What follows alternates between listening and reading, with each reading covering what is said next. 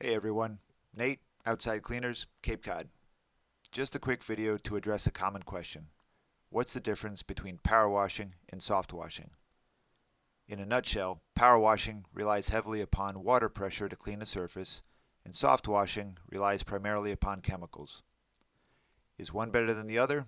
That all depends on the details. What's being cleaned? What's the material? What's its condition? Are we just trying to make it pretty, or are we really cleaning a surface to prep for paint or stain? Are there sensitive plants or bushes in the area?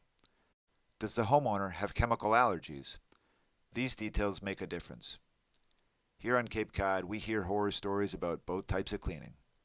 Local exterior cleaning services, which usually offer just one type of cleaning method, go out of their way to badmouth the other method.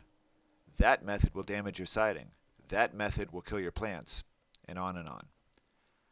I'll say this. I wash the outside of buildings for a living, and it's most often the case that we use a combination of chemicals and rinsing pressure to get the job done right. That makes sense if you think about it. I mean, what do you clean with just pressure or just chemicals? Try cleaning your clothes with just pressure and no chemicals.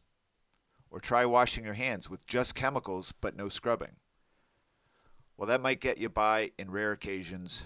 Neither pressure nor chemicals alone would get those cleaned properly, and in my opinion, it's usually the same for the exterior of a building. Got questions? Call my number or email me at nate@outsidecleaners.com.